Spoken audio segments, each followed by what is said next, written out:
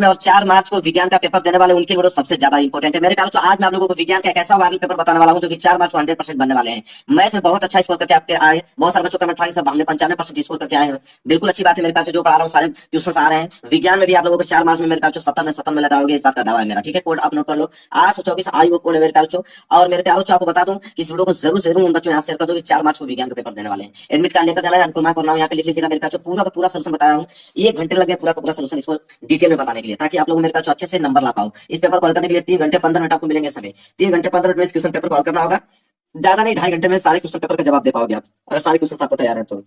नीचे सामान्य निर्देश दिया गया, पढ़ना बहुत ही ज्यादा जरूरी है।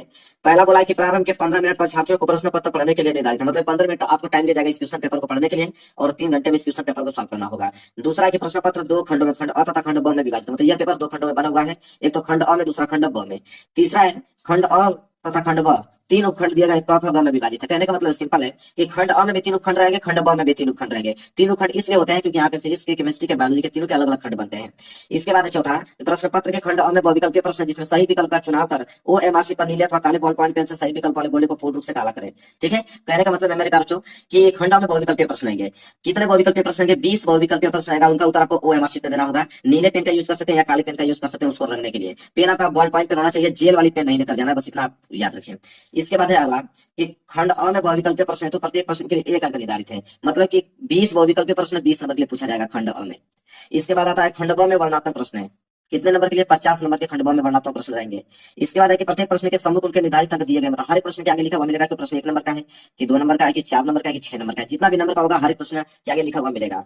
इसके बाद खंड ब के प्रत्येक उपखंड के सभी प्रश्न एक साथ करना आवश्यक है। ठीक है, मतलब 3 उपखंड दिए गए हैं, क ख ग। ठीक है, तो तीनों उपखंड एक साथ करना आवश्यक है, और प्रत्येक उपखंड नए पृष्ठ से प्रारंभ किया जाए। कहने का मतलब कि अगर आपने फिजिक्स वाला कर लिया, केमिस्ट्री वाला करने जा रहे हो तो नए पेज से आपको प्रारंभ करना है, बायोलॉजी वाला करने जा रहे हो तो नए पेज से आपको प्रारंभ करना है। इसके बाद है सभी प्रश्न अनिवार्य, मतलब इसमें जितने भी प्रश्न दिए गए सारे प्रश्न करना अनिवार्य है। तो बिल्कुल मेरे प्यार निर्देश पढ़ के मैंने पूरा डिटेल में आप लोगों को बता दिया। पेपर इधर से स्टार्ट है, मैं पेपर आप लोगों को दिखाता हूँ। देखिए, पेपर आप लोगों का स्टार्ट यहाँ से हुआ है। सबसे पहले देखिए खंड अ है, और खंड अ में बहुविकल्पीय प्रश्न है, 20 बहुविकल्पीय प्रश्न रहेंगे, और उसमें भी सबसे पहले उपभाग पहला है। उपभाग पहला का मतलब इसमें फिजिक्स वाले प्रश्न आएंगे। ठीक है, देखिए दिया हुआ है ना आपका फिजिक्स वाला प्रश्न। पहला प्रश्न क्या बोला है? ऑब्जेक्टिव प्रश्न दिया है कि निम्न में से कौन सा लेंस जो है छोटे अक्षरों को पढ़ने के लिए उपयोग में लाना चाहिए। 1 नंबर के लिए प्रश्न पूछा गया है, तो कौन सा लेंस जो है छोटे अक्षरों को पढ़ने के लिए उपयोग में लाना चाहिए? 4 ऑप्शन आपके पास दिया गया है। इसका सही जवाब होगा ऑप्शन नंबर पहला, 10 सेंटीमीटर फोकस दूरी का उत्तल लेंस। 10 सेंटीमीटर फोकस दूरी का उत्तल लेंस इसका बिल्कुल करेक्ट आंसर होगा। तो पहले का ए जो है बिल्कुल राइट आंसर हो जाएगा। OMR शीट पे ए वाले ऑप्शन को रंग के आना है आपको।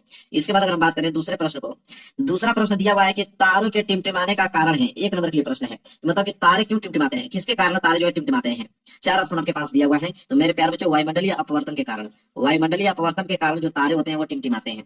तो दूसरे का सी जो है बिल्कुल इसका राइट आंसर हो जाएगा। वही अगर हम बात करें प्रश्न नंबर तीसरे को लेकर, तो है कि उत्तल दर्पण द्वारा अनंत पर स्थित वस्तु का प्रतिबिंब होता है। 1 नंबर के लिए प्रश्न है कि अगर उत्तल दर्पण पर अगर किसी वस्तु को हम अनंत पे रख दें तो उसका प्रतिबिंब कैसा बनेगा? तो उसका प्रतिबिंब मेरे प्यार आभासी तथा छोटा बनेगा। किसी वस्तु को अगर हम अनंत पर रख दें उत्तल दर्पण पे तो उसका प्रतिबिंब आभासी तथा छोटा बनता है। तो तीसरे का बीच बिल्कुल राइट आंसर हो जाएगा। चलिए मेरे प्यार आगे बढ़ते हैं। प्रश्न नंबर 4 देख लीजिए क्या है। प्रश्न नंबर 4 है कि श्वेत प्रकाश को प्रिज्म से गुजर जाने पर सबसे अधिक विचलन कोण वाला रंग होगा। मतलब कि कह रहा है कि अगर श्वेत प्रिज्म है आपका और इससे श्वेत प्रकाश किरण गुजर रही है तो सबसे अधिक विचलन किस रंग का होता है, ये पूछा है। तो किस रंग का सबसे अधिक विचलन होता है मेरे प्यार बच्चों? तो वह है आपका, तो सबसे अधिक विचलन जो होता है वो नीले रंग का होता है। किस रंग का? नीले रंग का होता है मेरे प्यार बच्चों।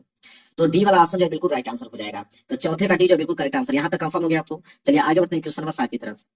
देखिए क्वेश्चन नंबर 5 है, यहाँ पे कह रहा है कि कॉलम पहला में दी गई मात्रकों को सुमेलन मतलब मैचिंग, कॉलम दूसरे में दी गई भौतिक राशियों से कर सही विकल्प को चुनिए। मतलब कॉलम पहला का कॉलम दूसरे में मिलान करना है। ठीक है, ये भी प्रश्न जो मेरे प्यारों 1 नंबर के लिए पूछा गया है। यह आपका कॉलम पहला और यह आपका कॉलम दूसरा। अब यहाँ पे दिया है ओम, तो ओम किसका मात्रक होता है मेरे प्यारों? तो ओम जो है प्रतिरोध का है, तो ए वाला जो है तो दूसरे से मैच हो गया। इसी तरह वाट जो है, वाट जो है विद्युत शक्ति का मात्रक होता है, तो विद्युत शक्ति मतलब तीसरे से मैच हो जाएगा। एम्पियर जो है विद्युत धारा का मात्रक होता है, तो यहाँ पे सी जो है पहला से मैच हो जाएगा। और वोल्ट जो होता है विद्युत विभवांतर का, तो डी वाला चौथे से मैच हो जाएगा। और इसके नीचे 4 ऑप्शन दिए गए। देखिए ए वाला जो है वो दूसरे से मैच कर रहा है। ठीक है, तो देखिए ए वाला जो है दूसरे से मैच कर रहा है, बी वाला तीसरे से मैच कर रहा है, सी वाला पहले से मैच कर रहा है, और डी वाला चौथे से मैच कर रहा है। मतलब पहला वाला ऑप्शन जो है बिल्कुल राइट आंसर हो जाएगा इसका। क्लियर है मेरे प्यारे बच्चों? चलिए भूलिएगा मत, पूरा एग्जाम में सही बिल्कुल सही करके आना है आपको। अगला प्रश्न देखिए, प्रश्न नंबर 6 बोला है कि आर व 2R प्रतिरोधों के 2 तारों को पहले श्रेणी क्रम तथा बाद में समांतर क्रम में जोड़ा जाता है। यदि दोनों दशाओं में कुल प्रतिरोध R1 तथा R2 हो तब R1/R2 होगा। कहने का मतलब है कि 2 प्रतिरोध है R और 2R, जब इसको श्रेणी क्रम में जोड़ा जाता है तो कुल प्रतिरोध R1 होता है। इन्हीं को अगर समांतर क्रम में जोड़ते हैं तो कुल प्रतिरोध R2 होता है। तो R1 और R2 का अनुपात बताइए। देखिए बहुत सिंपल है, दो प्रतिरोध आपके पास है, एक है आपके पास R, एक है आपका 2R। ठीक है, जब इसको मेरे प्यारे बच्चों हम लोग श्रेणी क्रम में जोड़ रहे हैं, जब इसको हम लोग श्रेणी क्रम में जोड़ रहे हैं तो कुल प्रतिरोध R1 हो रहा है, कुल प्रतिरोध R1 था। R1 बराबर क्या होगा, श्रेणी क्रम में कैसे जोड़ा जाता है, तो R प्लस 2R, ऐसे ही कुछ श्रेणी क्रम में जोड़ा जाता है।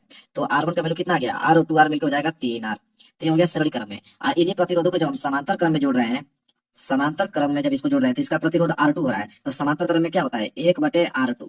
तो 1/R2 बराबर फॉर्मूला क्या होगा, 1 या R और प्लस 1 ये आपका दूसरा प्रतिरोध 2R होगा। तो चलिए इसको हल करेंगे तो हो जाएगा 1/R2 बराबर एलसीएम कितना हो जाएगा, R और 2R कैंसिल 2R। तो R से R कैंसिल हो गया यहाँ पे, तो 2R से 2R कैंसिल, ऊपर बच गया 1। जब इसको हल करेंगे मेरे प्यारे बच्चों, 1 हो जाएगा R2 बराबर 2, 1 3/2R हो जाएगा। हमें तो R2 का वैल्यू चाहिए, तो R2 को ऊपर कर दो, तो R2 को ऊपर करोगे तो ये 2R ऊपर चला जाएगा और 3 जो है नीचे आ जाएगा। तो R2 का वैल्यू इतना आ गया और R1 का वैल्यू 3R आ गया। हमको अनुपात पूछा था कि R1/R2 का अनुपात बताइए, तो R1 का वैल्यू कितना है 3R और R2 का वैल्यू कितना है 2R/3। इस 3 का ऊपर गुणा हो जाएगा। ठीक है, तो हो जाएगा आपका R1/R2 बराबर 3 3 9R, ऊपर हो गया 9R, नीचे हो गया आपका 2R, R से R कैंसिल हो गया। तो यहाँ पे आपका R1/R2 का जो अनुपात निकल के आएगा तो 9/2 जो है निकल के आ जाएगा। तो 9/2 जो है इस प्रश्न का राइट आंसर होगा। चलिए देखते हैं, ऑप्शन में दिया हुआ है, बिल्कुल देना चाहिए उसको। तो 9/2 मतलब सी वाला ऑप्शन जो है बिल्कुल राइट आंसर हो जाएगा। क्वेश्चन नंबर 6 का सी। समझ में आ गया आप लोगों को मेरे प्यारे बच्चों। चलिए अगला प्रश्न बढ़ते हैं, प्रश्न नंबर 7 की तरफ। देखिए प्रश्न नंबर 7 क्या है, कह रहा है कि चित्र में दर्शाए गए इलेक्ट्रॉन पर चुंबकीय क्षेत्र में क्षेत्र के लंबवत प्रवेश करने पर आरोपित बल की दिशा होगी। एक नंबर के लिए प्रश्न मेरे प्यारे बच्चों। ऊपर जो चुंबकीय क्षेत्र को दर्शा रहा है, इधर इलेक्ट्रॉनों की संख्या को दर्शा रहा है। तो कह रहा है कि आरोपित बल की दिशा क्या होगी। यहाँ पे 4 ऑप्शन दिया था। आरोपित बल की जो दिशा होगी वह कागज के तल के लंबवत ऊपर की ओर होगी। डी वाला ऑप्शन जो बिल्कुल राइट आंसर हो जाएगा मेरे प्यारे बच्चों। चलिए अब स्टार्ट हो गया यहाँ से उपभाग दूसरा। उपभाग दूसरा मतलब कि आपके केमिस्ट्री वाले प्रश्न रहेंगे। प्रश्न नंबर 8वां से स्टार्ट है। क्या है कि प्रोपेनल में क्रियात्मक समूह है, यह प्रश्न भी एक नंबर के लिए पूछा गया है। तो प्रोपेनल में जो क्रियात्मक समूह है वो है आपका CHO। पहला वाला ऑप्शन जो बिल्कुल राइट आंसर हो जाएगा। आगे बढ़ेंगे प्रश्न नंबर 9 की तरफ। कह रहा है कि उदासीन घोल का पीएच मान है, एक नंबर के प्रश्न है। तो उदासीन घोल का पीएच मान तो 7 होता है। ठीक है, ये बात आपको भी मालूम है। ठीक है, ये वाला ऑप्शन जो बिल्कुल राइट आंसर हो जाएगा। वहीं 10वां प्रश्न है कि निम्नलिखित में कीटोन है। ठीक है, एक नंबर के लिए भी प्रश्न है। 4 ऑप्शन दिया है, कह रहा है कि कीटोन, 4 ऑप्शन कौन है, तो प्रोपेनॉन। प्रोपेनॉन जो है कीटोन है, कीटोन समूह के अंतर्गत आता है। सी वाला ऑप्शन जो बिल्कुल राइट आंसर हो जाएगा, 10वें का सी। चलिए आगे बढ़ते हैं, प्रश्न नंबर 11 देख लीजिए। प्रश्न नंबर 11 है कि ठंडे जल से हाइड्रोजन गैस बनाने वाला तत्व है, यह तत्व है। ठीक है, मतलब कि अगर ठंडे जल के साथ अगर हम इनमें से कौन सा तत्व लें जिससे हाइड्रोजन गैस निर्माण होगा मेरे प्यारे बच्चों। ठीक है, तो कौन सा होगा, तो वो होगा मेरे प्यारे बच्चों पोटेशियम। सी वाला ऑप्शन कि अगर जल के साथ मेरे प्यारे बच्चों, अगर H2O है जल है, अगर उसके साथ हम पोटेशियम की विक्रिया कराएं तो हाइड्रोजन गैस देखने को जरूर मिलेगा आपको। तो सी वाला ऑप्शन जो बिल्कुल राइट आंसर हो जाएगा। आगे बढ़ेंगे, प्रश्न नंबर 12वां देख लीजिए। क्या है कि कार्बोनेट अयस्क की सीमित वायु में उच्च ताप तक गर्म करके ऑक्साइड प्राप्त करने की क्रिया क्या कहलाती है। एक नंबर के लिए प्रश्न मेरे प्यारे बच्चों। तो वो निस्तापन कहते हैं। क्या कहलाती है, निस्तापन कहलाती है। ये वाला ऑप्शन जो बिल्कुल राइट आंसर हो जाएगा। इसी तरह आगे बढ़िए, प्रश्न नंबर 13वां। एक भी प्रश्न छोड़ के नहीं आना, 20 के 20 ऑब्जेक्टिव बिल्कुल सही होना चाहिए आपका। क्या है कि रासायनिक अभिक्रिया आपको दिया हुआ है। ठीक है, कॉपर सल्फेट और लोहा की अभिक्रिया कराया गया है और ये आयरन सल्फेट और कॉपर बनाया हुआ है। कह रहा है कि इसमें कौन सी अभिक्रिया यह है। ठीक है, तो आपको जैसा देखने को मिल रहा है कि ये लोहा जो है मेरे प्यारे बच्चों कॉपर को विस्थापित कर दिया है। कॉपर को देखिए यहाँ पे अलग करके और लोहा जो है सल्फेट के साथ अभिक्रिया कर लिया। तो अधिक अभिक्रियाशील वाला तत्व कम अभिक्रियाशील वाला तत्व उसके यौगिक में से उसको विस्थापित कर दे तो आपका विस्थापन अभिक्रिया कहलाता है। विस्थापन अभिक्रिया मतलब बी वाला ऑप्शन जो बिल्कुल राइट आंसर हो जाएगा। 13वें का बी जो बिल्कुल करेक्ट आंसर। चलिए मेरे प्यारे बच्चों आगे बढ़ते हैं। यहाँ से स्टार्ट हो गया उपभाग तीसरा, मतलब कि बायोलॉजी वाले प्रश्न यहाँ से स्टार्ट हो गए। क्वेश्चन नंबर 14 देखिए क्या है कि स्वपोषी पोषण के लिए आवश्यक है। एक नंबर के लिए प्रश्न है। तो स्वपोषी पोषण के लिए जो अपना भोजन स्वयं बनाते हैं, तो भाई जो अपना भोजन स्वयं बनाते हैं जैसे पौधा, तो पौधा के लिए तो कार्बन डाइऑक्साइड तथा जल ये भी चाहिए, सूर्य का प्रकाश भी चाहिए, क्लोरोफिल भी चाहिए। इसलिए डी वाला ऑप्शन जो बिल्कुल राइट आंसर हो जाएगा। इनमें से सभी जो है बिल्कुल करेक्ट आंसर हो जाएगा। आगे अगर हम बात करें प्रश्न नंबर 15वां को लेकर, तो निम्नलिखित में से कौन सा पादप हार्मोन है। तो पादप हार्मोन से भी प्रश्न एक नंबर के लिए पूछा गया है। तो पादप हार्मोन से निम्नलिखित में से कौन है मेरे प्यारे जो, वो है आपका साइटोकाइनिन। याद कर लीजिएगा, बहुत ज्यादा इंपॉर्टेंट है, बहुत भूल जाएंगे लेकिन इसको भूलिएगा मत। साइटोकाइनिन 15वें का भी जो बिल्कुल राइट आंसर हो जाएगा। आगे बात करेंगे 16वां, पराग कोष में होते हैं। एक नंबर के लिए प्रश्न है दिया गया, सिंपल प्रश्न है। पराग कोष में परागकण ही तो होंगे और क्या होंगे, परागकण होंगे। सी वाला ऑप्शन जो बिल्कुल राइट आंसर हो जाएगा। 16वें का सी जो है बिल्कुल करेक्ट आंसर। क्लियर है। चलिए आगे बढ़ेंगे, प्रश्न नंबर 17वां। देखिए प्रश्न नंबर 17वां क्या है मेरे प्यारे, पूर्ण रूप भवन जिसे हम लोग पूर्व जनन कहते हैं, द्वारा प्रजनन होता है। एक नंबर के लिए प्रश्न है। इसमें देखिए क्या है कि एग्जामिनर क्या किया है, कैसे छपा है। देखिए पुनर्जनन जो होता है वो हाइड्रा और प्लेनेरिया दोनों में होता है। तो आप क्या हाइड्रा में मारोगे तभी भी सही कहलाएगा और प्लेनेरिया मारोगे तभी भी सही कहलाएगा। वो आपके एग्जामिनर की गलती है, दोनों ऑप्शन एक ही साथ में दे दिया, हाइड्रा और प्लेनेरिया दोनों में। ठीक है, तो इसलिए दोनों में से कोई भी कर दोगे ठीक आपको आंसर मिल जाएगा सही। 18वां है कि दो तंत्रिका कोशिका के मध्य खाली स्थान को कहते हैं। एक नंबर के लिए प्रश्न है। तो अगर दो तंत्रिका कोशिका है उसके बीच जो खाली स्थान होता है उसको क्या कहते हैं, उसे सिनेप्स कहते हैं। क्या कहते हैं, सिनेप्स कहते हैं मेरे प्यारे बच्चों। ये वाला वाला ऑप्शन जो है बिल्कुल राइट आंसर हो जाएगा। दो तंत्रिका कोशिकाओं के मध्य खाली स्थान को सिनेप्स कहते हैं। आगे देखिए 19वां प्रश्न क्या है कि निम्न में से कौन सा एक पारितंत्र में उत्पादक का उदाहरण है। 1 नंबर का प्रश्न है, तो कौन सा एक पारितंत्र में उत्पादक का एक उदाहरण है। 4 ऑप्शन के पास दिया हुआ है, वो आपके हरे पौधे हैं। कौन है? हरे पौधे। सी वाला ऑप्शन जो है बिल्कुल राइट आंसर हो जाएगा मेरे प्यारे बच्चों। आगे 20वां प्रश्न, लास्ट प्रश्न है बहुविकल्पीय का। मेंडल ने अपने प्रयोग में मटर के पौधे के किन लक्षणों का अध्ययन किया है।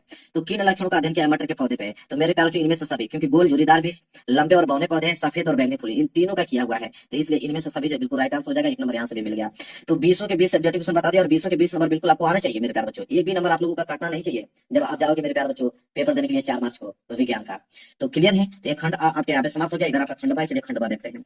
और खंड बा मेरे प्यारे बच्चों यहाँ से देखिए स्टार्ट हो रहा है, और खंड बा में वर्णात्मक प्रश्न देंगे मेरे प्यारे बच्चों। कैसे प्रश्न? वर्णात्मक प्रश्न रहेंगे। इसमें भी सबसे पहले उपभाग पहला आया है, फिजिक्स वाले प्रश्न आए हैं। ठीक है, फिजिक्स वाला प्रश्न है। देखिए क्या है प्रश्न नंबर 21वां का पहला। देखिए 21वां प्रश्न जो है 4 नंबर के लिए है। प्रकाश के प्रकीर्णन की 2 प्राकृतिक घटना बताइए। 2 नंबर इस पे दिया जाएगा। और दूसरा है कि दृष्टि दोष कितने प्रकार के होते हैं, उनके नाम लिखिए। 2 नंबर इस पे दिया जाएगा। मैं पूरा सलूशन आपको बताता हूँ। सबसे पहले हम लोग पहला देखेंगे 21 का पहला, प्रकाश के प्रकीर्णन के 2 प्राकृतिक घटनाएं। तो 2 प्राकृतिक घटना देखना है, चलिए दिखाता हूँ मैं आपको। तो यहाँ पे देखिए मैंने लिखा भी हूँ, क्लास 10 साइंस सोल्यूशन 824 आईओ। यहाँ पे 21वां का पहला, सबसे पहले हेडिंग आप डालेंगे प्रकाश के प्रकीर्णन की घटनाएं। ठीक है, 2 घटनाएं बताना है। तो पहला घटना तो यह है प्रकाश के प्रकीर्णन का, कि पृथ्वी से आकाश का रंग हल्का नीला दिखाई देना। जब पृथ्वी से जब आकाश को आप देखते हो तो हल्का नीला दिखाई देता है, वो प्रकाश के प्रकीर्णन के कारण ही होता है। तो चलिए उसके बारे में लिखेंगे हम लोग कि जब सूर्य का प्रकाश जो है वायुमंडल से होता हुआ पृथ्वी पर पहुंचता है, तो वायुमंडल में उपस्थित जो धूल के कणों तथा वायु के अणुओं द्वारा उसका जो है क्या होता है, प्रकीर्णन होता है। और बैगनी और नीले रंग के प्रकाश का प्रकीर्णन जो है सबसे अधिक होता है। अतः नीला और बैगनी प्रकाश चारों ओर फैल जाता है। इस प्रकीर्णित प्रकाश का मिश्र रंग जो होता है, कंपोजिट कलर, हल्का नीला होता है।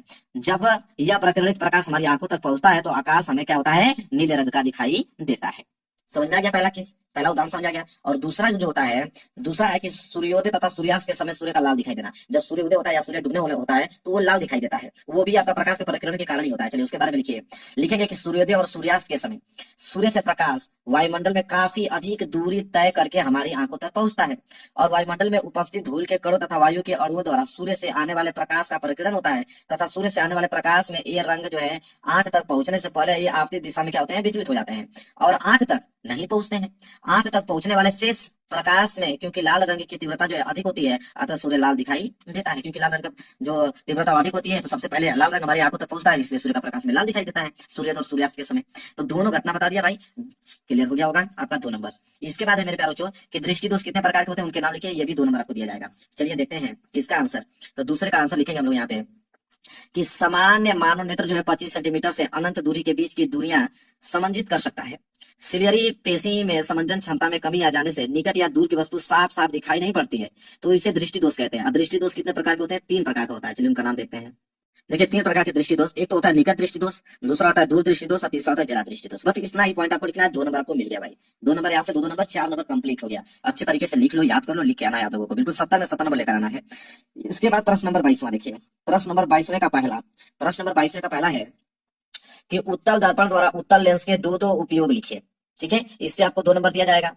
और एक है कि अवतल लेंस से किसी वस्तु के प्रतिबिंब बनाने का किरण आरेख बनाइए। 2 नंबर इस पे दिया जाएगा। दोनों मिला के 4 नंबर आपको मिलेंगे। तो पहले हम लोग 22 का पहला देखेंगे कि उत्तल दर्पण तथा उत्तल लेंस के 2 उपयोग लिखे। तो चलिए 2 उपयोग देखते हैं उत्तल दर्पण और उत्तल लेंस का। तो सबसे पहले मेरे प्यारों हम लोग देखेंगे, देखिए 22 का पहला उत्तल दर्पण के उपयोग पहले देखेंगे। तो उत्तल दर्पण के उपयोग में पहला उपयोग लिखेंगे कि सड़क पर लगे बल्बों के साथ परावर्तक रूप में इसका प्रयोग किया जाता है। जो सड़क के किनारे बल्ब लगे होते हैं, उत्तल दर्पण का प्रयोग किया जाता है। और दूसरा है कि वाहन में साइड मिरर के रूप में पीछे का दृश्य देखने के लिए उपयोग किया जाता है। जो गाड़ी चलाते हैं तो साइड बगल में शीशा नहीं लगा होता है पीछे का दृश्य देखने के लिए, तो उसमें भी उत्तल दर्पण का प्रयोग किया जाता है।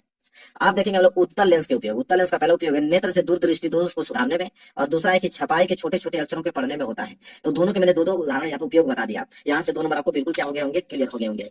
आप देखिए दूसरा प्रश्न क्या है, 22वें का दूसरा, अवतल लेंस से किसी वस्तु के प्रतिबिंब बनने का किरण आरेख बनाइए। तो चलिए हम लोग किरण आरेख बना देते हैं। यहाँ पे देखिए यह है अवतल लेंस द्वारा बने प्रतिबिंब की प्रकृति और स्थिति तथा साइज। ठीक है, यहाँ पे मैंने इसको बना दिया, इसको आप अच्छे से नोट कर लीजिए मेरे प्यारे बच्चों। क्लियर है? यहाँ वस्तु को देखिए रखा गया है F1 तथा 2F1 के बीच में रखा गया है, तो उसका प्रतिबिंब F1 तथा O के बीच इसका प्रतिबिंब बन रहा है। तो ये किरण आरेख खींच लीजिएगा। 2 नंबर यहाँ से भी भाई पक्के हो गए आपके। तो 22वें का पहला और दूसरा दोनों मैंने डिटेल में बताया पूरा। आगे बढ़ेंगे, अगला प्रश्न है 23वां। 23वां भी 4 नंबर के लिए है, इसमें भी 2 प्रश्न है। पहला प्रश्न है कि इसी प्रतिरोधक में धारा प्रवाहित करने पर वोल्ट मीटर तथा एमीटर को कैसे जोड़ते हैं। ठीक है, तो पहले इसको बताएं भाई, क्योंकि ये 2 नंबर आपको दिलाएगा। तो देखिए इसको कैसे लिखेंगे हम लोग। तो देखिए लिखा होंगे 23वें का पहला। देखिए 23वें का पहला कैसे लिखोगे कि एमीटर धारा मापने की एक युक्ति है, अतः इसे विद्युत परिपथ में श्रेणी क्रम में जोड़ा जाता है ताकि कुल धारा इससे होकर प्रवाहित हो। इसका प्रतिरोध बहुत कम होने के कारण प्रवाही धारा का जो परिमाण नहीं बदलता है। वोल्ट मीटर विद्युत परिपथ में किन्हीं दो बिंदुओं के बीच विभवांतर मापने की युक्ति है, अतः इसे उन दो बिंदुओं के समांतर क्रम में जोड़ा जाता है। इसका प्रतिरोध बहुत अधिक होने के कारण यह परिपथ से नगण्य धारा ले लेता है, मतलब इसमें परिपथ में धारा ही नहीं बहती है। क्लियर है? नगण्य मतलब होता है शून्य धाराएं। क्लियर है मेरे प्यारे? इतना नोट कर लीजिएगा। अब आगे बढ़ेंगे 23वें का दूसरा। 23वें का दूसरा है कि 500 वाट का रेफ्रिजरेटर 12 घंटा प्रतिदिन उपयोग में लाते हैं तो रेफ्रिजरेटर द्वारा 30 दिन तक कितने किलोवाट घंटा ऊर्जा का उपयोग किया जाता है। मेरे प्यारों से देखिए इसको कैसे लगाएंगे। अब आप ये समझिए, देखिए यहाँ पे एक फार्मूला होता है, यूनिटों की संख्या पूछा ना यहाँ पे, तो एक फार्मूला होता है कि यूनिटों की संख्या बराबर यूनिटों की संख्या। तो यूनिटों की संख्या बराबर फार्मूला होता है मेरे प्यारों बच्चों कि वाट प्लस घंटा प्लस दिन और बटे में 1000। ठीक है, बटे में क्या होता है 1000 होता है। अब देखिए सवाल में क्या दिया है 500 वाट, तो यहाँ 500 वाट लिखेंगे। घंटा कितना दिया है 12 घंटा, कितना देर के लिए 30 दिन के लिए, और बटे में हो जाएगा आपका 1000। अब इसको जब हल करेंगे तो 3 जीरो है तो 2 जीरो है, 1 जीरो कट गया, 3 जीरो तो 12 5 60 60 180, तो 180 किलो वाट घंटा आ गया। 180 किलो वाट घंटा इसका आंसर हो जाएगा। बात खत्म, लिख लीजिए, 2 नंबर मिल गया आपको। तो 2 नंबर 23वें का दूसरा भी 2 नंबर मैंने क्लियर करा दिया। आगे बढ़ेंगे 24वां प्रश्न। देखिए क्या है 24वां, यहाँ पे मेरे प्यारे बच्चों 6 नंबर के प्रश्न है। अब 3 प्रश्न है, 2 नंबर के हिसाब से मिलेगा आपको। पहला है कि किसी क्षण चुंबक के चारों ओर चुंबकीय क्षेत्र रेखाओं को चित्र बनाकर आपको दिखाना है। 2 नंबर आपको मिलेगा कि किसी क्षण चुंबक के चारों ओर चुंबकीय क्षेत्र रेखा को चित्र बनाना है। देखिए ये है मेरे प्यारे बच्चों, ये कोई क्षण है और इसके चारों चुंबकीय क्षेत्र रेखाएं हैं। देखिए लिखा भी हूँ किसी क्षण के चुंबकीय के चारों ओर क्षेत्र रेखाएं, ये चित्र बना लेंगे। 2 नंबर आपको मिल जाएगा मेरे प्यारे बच्चों। 2 नंबर यहाँ से फिक्स हो गए आपको। क्लियर है? चलिए अब दूसरा प्रश्न देखिए क्या है कि धारावाही परिनालिका के कारण चुंबकीय क्षेत्र के किन किन कारकों पर निर्भर करता है। धारावाही परिनालिका के कारण चुंबकीय क्षेत्र किन किन कारकों पर निर्भर करता है उसे हम लोग देखेंगे। तो देखेंगे हम लोग यहाँ पे लिखेंगे दूसरे का आंसर कि धारावाही परिनालिका के कारण चुंबकीय क्षेत्र की ताकत इन कारकों पर निर्भर करती है।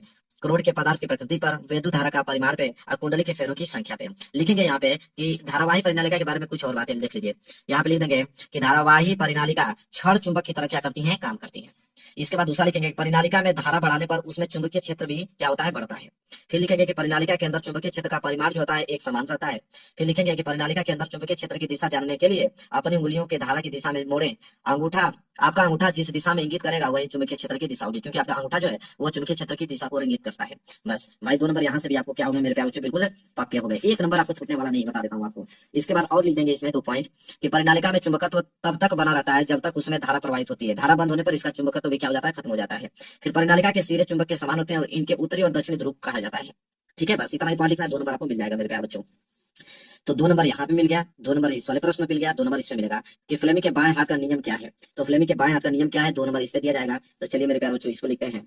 देखिए यह है आपका तीसरा है कि यदि हम अपने बाएं हाथ का अंगूठा तथा उसके पास वाली दोनों अंगुलियों को इस प्रकार फैलाएं कि तीनों परस्पर क्या हो, लंबवत हो, 90 अंश पे हो, तब यदि अंगूठे के पास वाली अंगुली जिसे हम लोग तर्जनी बोलते हैं चुंबकीय क्षेत्र की दिशा तथा दूसरी अंगुली जिसे मध्यमा बोलते हैं वो विद्युत धारा की दिशा और अंगूठा जो है चालक पर लगने वाले बल की दिशा को क्या करता है, प्रदर्शित करता है।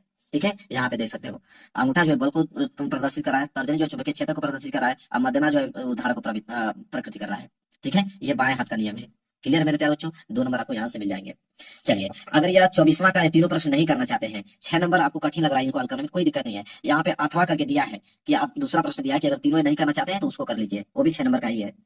देखिए पहला प्रश्न है कि चुंबकीय क्षेत्र में रखे धारावाही चालक पर लगने वाले बल किन किन कारकों पर निर्भर करते हैं। यह प्रश्न जो है 4 नंबर के लिए है। और घरेलू विद्युत परिपथ में कितने तार उपयुक्त होते हैं, प्रत्येक के नाम तथा आवरण के रंग लिखिए। ठीक है, तो 4 नंबर के नहीं है, 3 नंबर के लिए। 3 नंबर ये प्रश्न देगा, 3 नंबर ये प्रश्न देगा, 6 नंबर आपको मिलेंगे।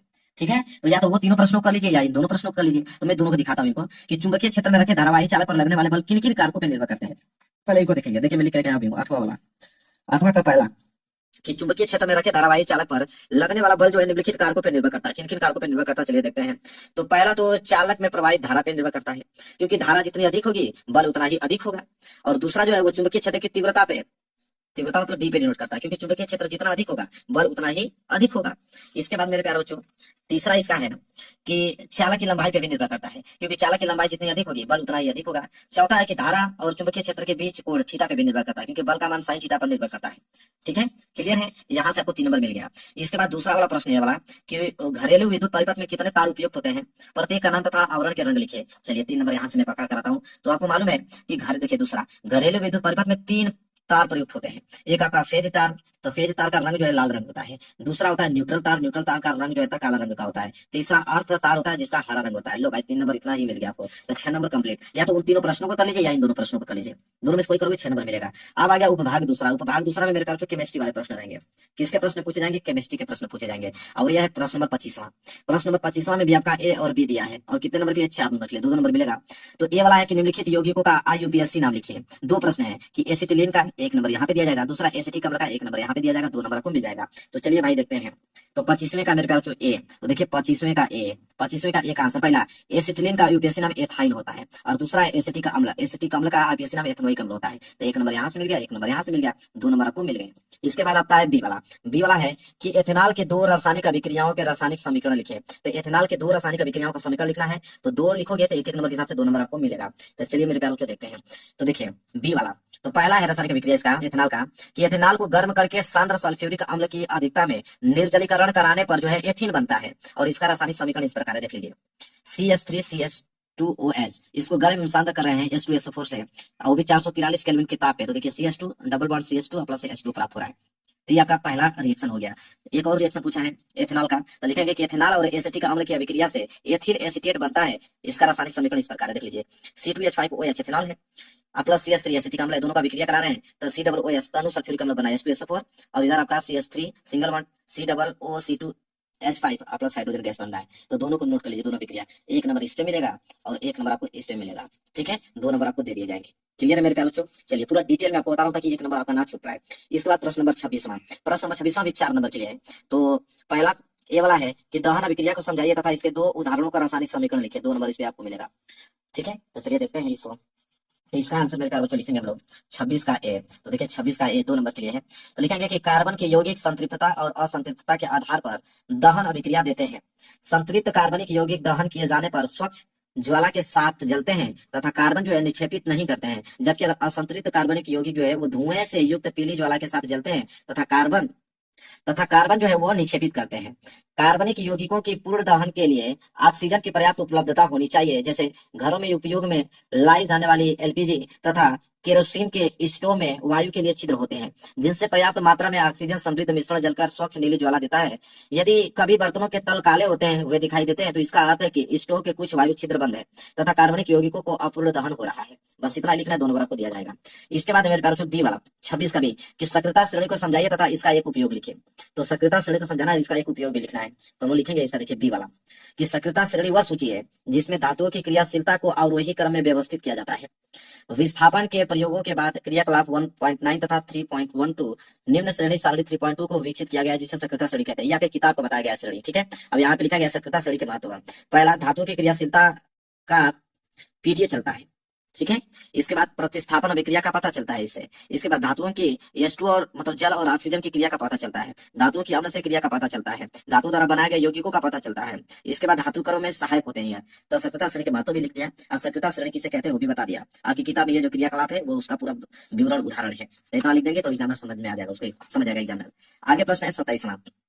27वां प्रश्न है, 27वां प्रश्न 6 नंबर के लिए। 3-3 नंबर के 2 प्रश्न हैं कि अम्ल और क्षार से आप क्या समझते हैं। दैनिक जीवन में पीएच के 2 उपयोग लिखिए। 2-3 नंबर इस पे दिया जाएगा। और बी वाला की विरंजक चूर्ण से प्राप्त करने की विधि का रासायनिक समीकरण तथा 2 उपयोग लिखिए। 3 नंबर इस पे दिया जाएगा। तो पहले हम लोग 27 का ए देखेंगे कि अम्ल और क्षार से आप क्या समझते हैं। दैनिक जीवन में पीएच के 2 उपयोग लिखिए। पहले इसको देखेंगे, 3 नंबर पहले यहाँ से पक्का करते हैं हम लोग।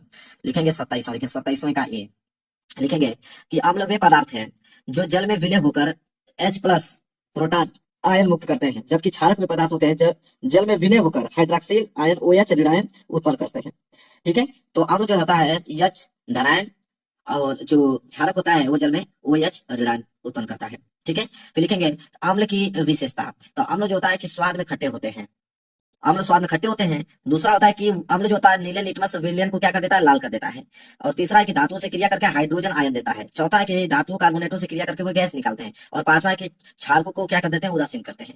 अब हम क्षारकों की विशेषता देखने वाले हैं। अम्ल की विशेषता हमने देख लिया। क्षार की विशेषता क्या होता है कि क्षारक जो होता है छूने पर चिकने लगते हैं और स्वाद में जो होते हैं कड़वे होते हैं। और क्षारक जो होता है लाल लिटमस विलयन को नीला कर देते हैं। फिर अम्लों को उदासीन करते हैं। फिर क्षार जलीय विलयन में घुलकर OH ऋणायन देते हैं।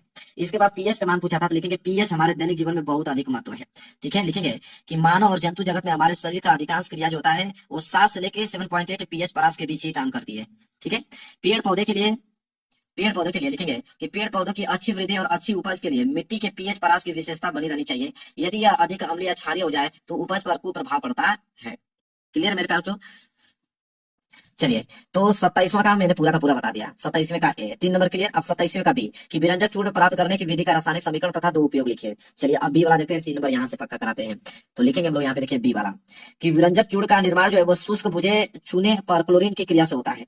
यह रिएक्शन आप लिख लीजिएगा। कैल्शियम हाइड्रोक्साइड, आइए आपका कैल्शियम, ठीक है, ये आपका क्लोरीन। तो देखिए यहाँ पे कैल्शियम क्लोराइड बना रहा है, यहाँ पे जल बना रहा है, ये लिक्विड के फॉर्म में है, ये सॉलिड है और गैस के रूप में, रिएक्शन लिख लीजिएगा।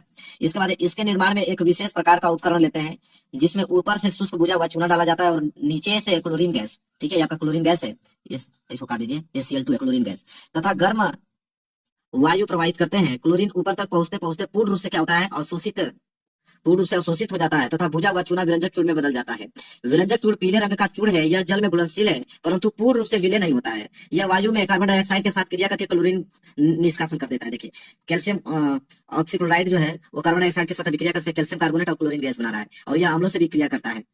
देखिए यह अम्लों से सल्फ्यूरिक अम्ल के साथ क्रिया करके कैल्शियम कार्बोनेट जल और क्लोरीन गैस बना रहा है। ठीक है, पूरा डिटेल में लिखा हूँ। इसका उपयोग भी पूछा था ना, तो इसका उपयोग भी लिखेंगे कि पेयजल को रोगाणु विहीन बनाने में किया जाता है इसका प्रयोग। वस्त्र उद्योग, कागज उद्योग में विरंजक हेतु तथा कई रासायनिक उद्योगों में उपचार के रूप में इसका प्रयोग किया जाता है। तीसरा, प्रयोगशाला में यह ऑक्सीकारक के रूप में कार्य करता है। पूरा डिटेल में मतलब लिखा हूँ, ये पॉइंट छोड़ा नहीं हूँ मेरे प्यारे बच्चों। तो यहाँ पे 27वां क्लियर है, 27 का ए और बी। अगर 27 का ए और बी नहीं आप करना चाहते हो तो कोई दिक्कत नहीं है, अथवा करके आपको दिया हुआ है, ठीक है, अथवा करके बोला है कि निम्नलिखित पर टिप्पणी लिखिए। 6 नंबर के लिए है, मिसेल क्या होता है 2 नंबर इस पे दिया जाएगा, संक्षारण क्या होता है 2 नंबर इस पे दिया जाएगा, और कार्बन की सर्वतोमुखी प्रकृति बताइए 2 नंबर इस पे दिया जाएगा। अगर 27 का ए और बी नहीं करना चाहते तो ये वाला कर लीजिए। मैं सबका बता रहा हूँ, जो आसान लगेगा उसको याद करके जाइएगा।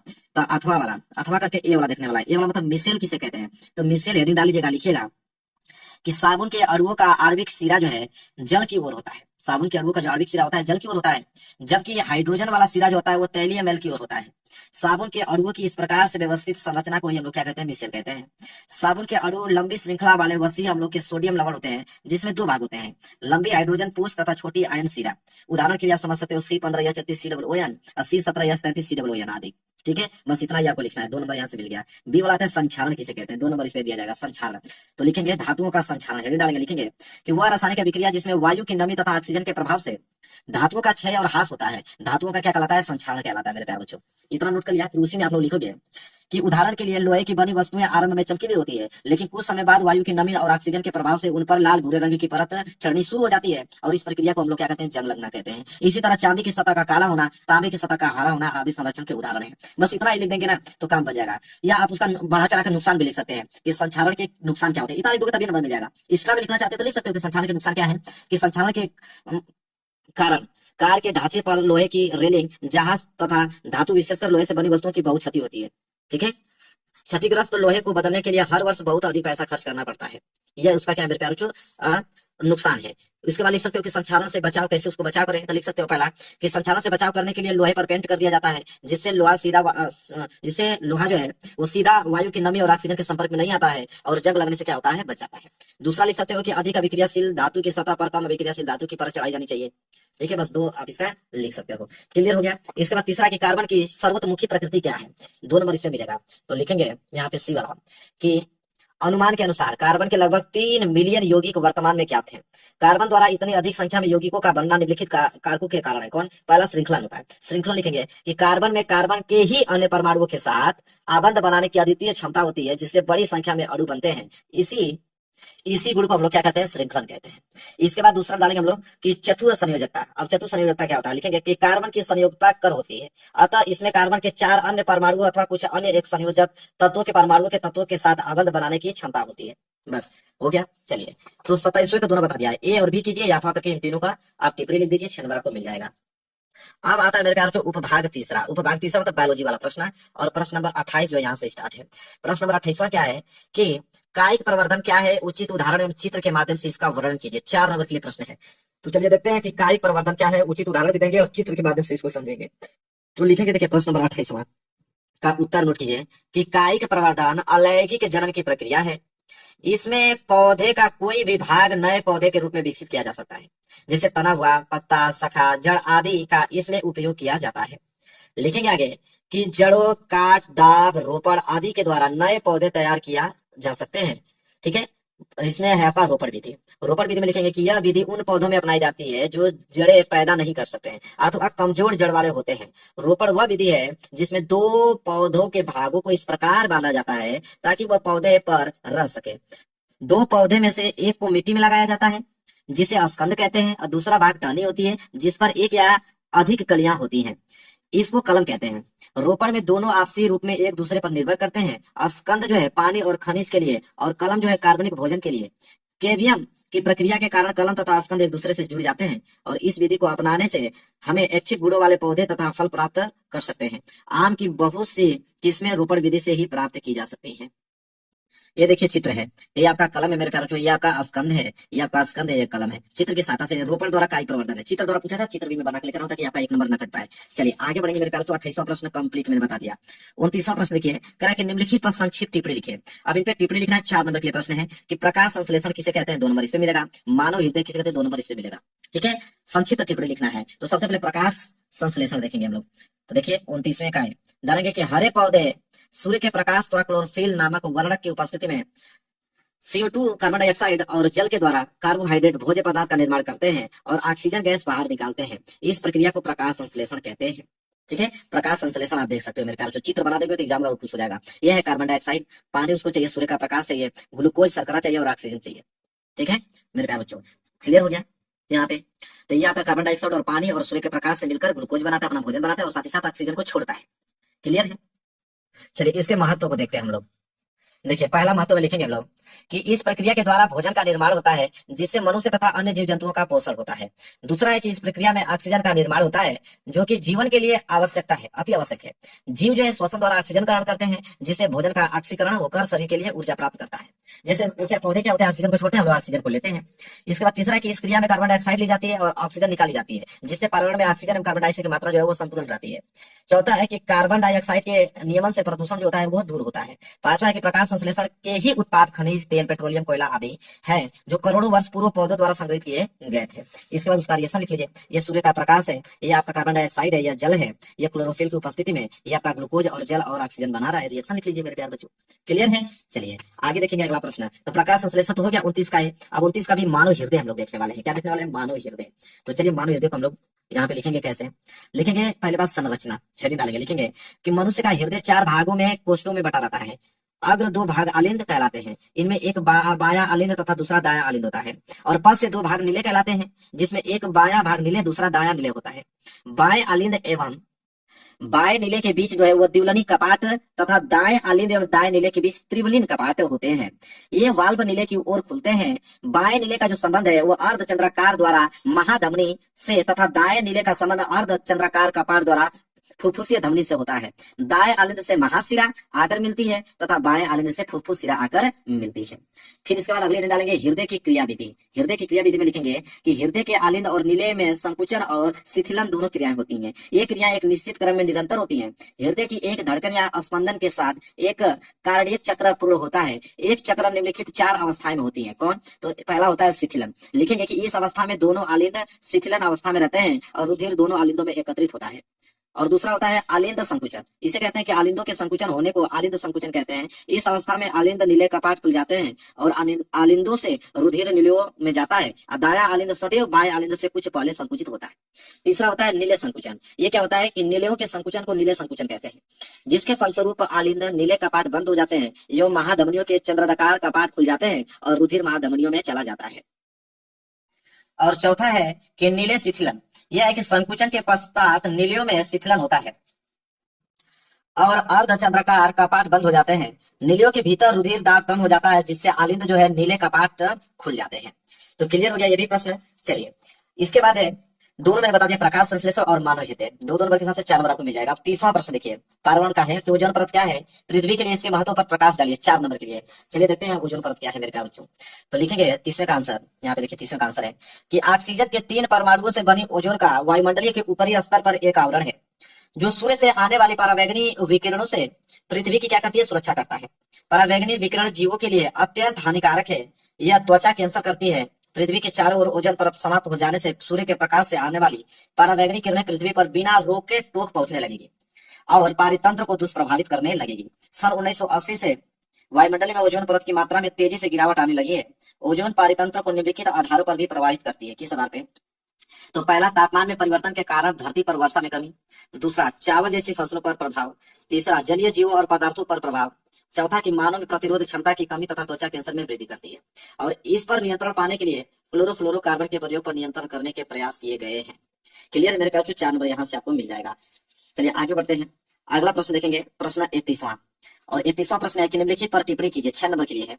ठीक है, क्या है मेरे प्यारे बच्चों कि लिंग निर्धारण बताइए और मेंडल के नियम। अगर ये प्रश्न नहीं करना चाहते हैं तो आपको एक और दिया हुआ है कि मानव हार्मोन्स पर निबंध लिखिए। ये भी 6 नंबर का है। तो या तो इसको कीजिए, इन दोनों को कर दीजिए, आपको 3-3 नंबर के हिसाब से 6 नंबर मिल जाएगा, या तो अकेले मानव हार्मोन्स पर निबंध लिख दीजिए, 6 नंबर अकेले मिल जाएगा। तो चलिए मैं आपको इसमें बताता हूँ, लिंग निर्धारण और मेंडल के नियम। तो सबसे पहले हम लोग देखेंगे 31 का ए। ठीक है, देखिए सबसे पहले हम लोग देखेंगे 31 का है। तो ये आपका 31 का है, लिखिए कि मनुष्य में लिंग निर्धारण प्रक्रिया है। हेडिंग आपकी बना लीजिए, इसमें लिखिए कि मनुष्य की कोशिकाओं में 46 या 23 जोड़ी गुणसूत्र पाए जाते हैं। मनुष्य में मादा का 23वां जोड़ा जो है XX समान गुणसूत्र वाला होता है, परंतु नर का जो 23वां जोड़ा होता है वो अलग होता है, XY गुणसूत्र वाला होता है। मनुष्य में 23वें जोड़े को ही हम लिंग निर्धारण गुणसूत्र कहते हैं, जिससे मनुष्य में संतान का लिंग निर्धारण होता है। शुक्र जनन की क्रिया के बाद नर में शुक्राशय में XY शुक्राणु तथा मादा में अंडाशय में XX अंडाणु उत्पन्न होते हैं। यदि निषेचन के समय यक्ष गुणसूत्र का अंडाणु यक्ष गुणसूत्र के शुक्राणु से क्रिया करता है तो संयुग्मित होता है तथा संतान यक्ष समान गुणसूत्र वाली अर्थात पुत्री होती है। यदि यक्ष अंडाणु से अगर वाई शुक्राणु संयुग्मित होता है तो XY अर्थात संतान पुत्र होता है। ठीक है, इसके बाद मेरे प्यारे बच्चों यहाँ पे क्लियर हो गया। मेंडल के नियम आप देखते हैं 3 नंबर के लिए, उसको तो लिखेंगे। देखिए दूसरा वाला कि ग्रेगर मेंडल के आनुवंशिकी के क्षेत्र में कई नियमों को प्रतिपादन किया गया था। ये नियम निम्नलिखित है। 3 नियम उन्होंने दिया था मेंडल ने। पहला है पृथक्करण का नियम। इसमें उसने बताया कि ये नियम यह बताता है कि माता पिता के पास किसी जीन की 2 जो है वो प्रतियां होने पर उनके बच्चे में उस जीन की 1 प्रतियां यादृच्छिक रूप से पारित होती है। इसके बाद पहला नियम के बाद इस दूसरा नियम उन्होंने दिया था, वो प्रभाविता का नियम उन्होंने दिया था। इसको हेडिंग बना के लिखेंगे 2 लाइन कि जब 2 असमान गुणों वाले माता पिता के बीच अगर संकरण होता है तो पहली पीढ़ी में प्रभावी लक्षण दिखाई देता है और अप्रभावी लक्षण छिपा रहता है। ठीक है, तो उसमें प्रभावी लक्षण आपको दिखाई देने को मिलेगा, अप्रभावी लक्षण क्या होता है उसमें छिपा रहता है। इसके बाद तीसरा उन्होंने नियम दिया स्वतंत्र अभियुन का नियम। उसने ये बताया कि जब 2 जोड़ी लक्षणों को लेकर संकरण किया जाता है तो लक्षण का दूसरे लक्षण पर कोई भी क्या होता है असर नहीं पड़ता है। तो 3 नियम था, तीनों नियम अगर आप लिख देते हो 3 नंबर यहाँ से मिल जाएगा। और ये मैं आपको होमवर्क देता हूँ कि मानव हार्मोन्स पर एक निबंध लिखिए 6 नंबर के लिए। अब ये पूरा का पूरा पेपर मैंने यहाँ पे क्या किया, समाप्त कर दिया है। ये कोड आप याद कर सकते हो, कोड 824 IO और 100% ये पेपर आपको बनेंगे 4 मार्क्स को देखने को मिलेगा। आपको वीडियो को लाइक कर देना, चैनल पर नए हो तो चैनल को जरूर सब्सक्राइब कर लेना। मिलेंगे प्यार से नेक्स्ट वीडियो में, तब तक के लिए धन्यवाद।